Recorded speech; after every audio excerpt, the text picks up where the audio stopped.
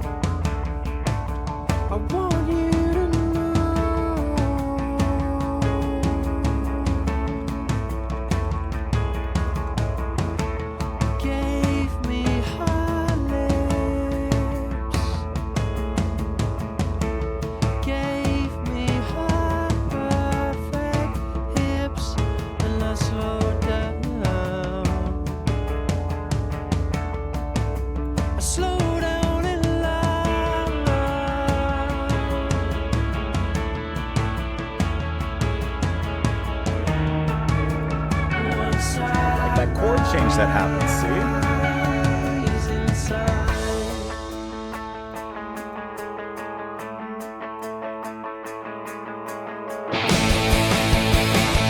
That came in hard enough.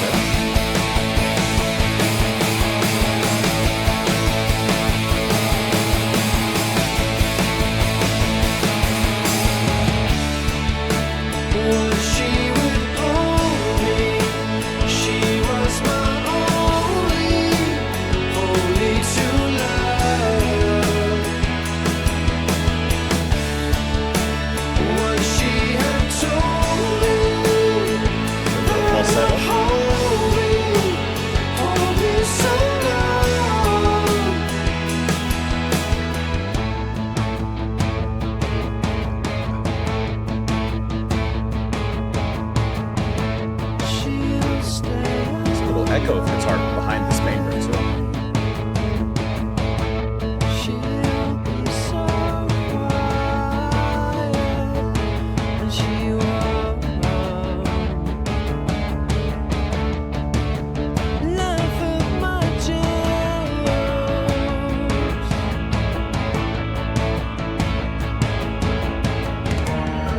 Nice roll with that. See, I like that effect that comes on.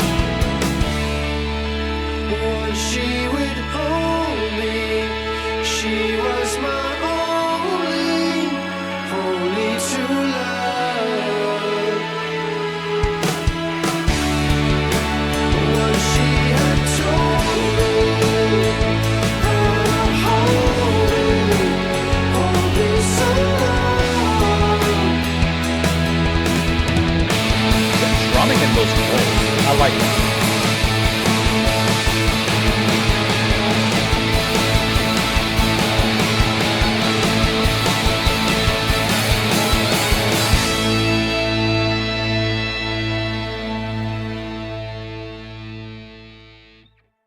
That's a nice introduction into the album, but my favorite part is when that extra little guitar comes in with that other melody. Let me pull it back up here. Hold on, don't start off yet. The chord changes there adds a little something. It adds like a different kind of seasoning into the mix when that comes in. I do like how the drums start off everything and how it's just that strong tom pattern that kind of leads us into the music and kind of stays there before, of course, it kind of dives over the cliff of the chorus, in which it's just and everything here is a lot more streamlined. That's what I'm kind of feeling from Blackfield so far, like as a project. It's like is closer to a pop rock kind of project from these two, rather than necessarily like a strictly progressive kind of sound or something like that. Whereas obviously it does have those moments of experimentation. It's a lot more focused and streamlined in that particular direction. And I actually feel like a lot of these tracks would do very well on the radio, because they're definitely catchy enough and inviting enough to kind of get a general audience with its accessibility, but still has those little things that you're like, oh, Steven Wilson, like it kind of still, it's a nice introductory step perhaps into like this world and the world of Steven Wilson.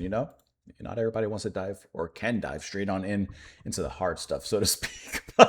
But I think that this track would do a great job of that. The drumming, like I said, was really nice here as it keeps on through. That's going to be Tom Z on the drums here. But I want to find that part where the chords change before this all comes in. Oh, this is kind of the intro. Let me skip a little bit if you don't mind. There. That. It's that little bit of like synth that's just underneath that starts at that moment that you get kind of like, I mentioned it on the previous track we listened to, but like that Steven Wilson note, that chord change that you hear ad nauseum in the music that he's involved in, and here is no different. You hear that come in. And I think that just makes such a cool change, because not only does, it's just the additional keyboards that change there, but it just changes the atmosphere at that section before it bursts forth into the chorus there in this track. And let me see. And I like how those keys return here and it ends.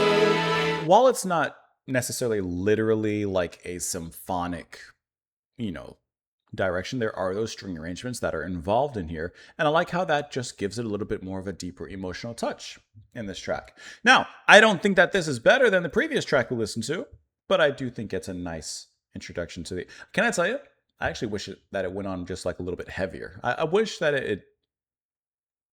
I wanted that chorus to actually go heavier, but it had a more inspirational kind of sound to it, I would say.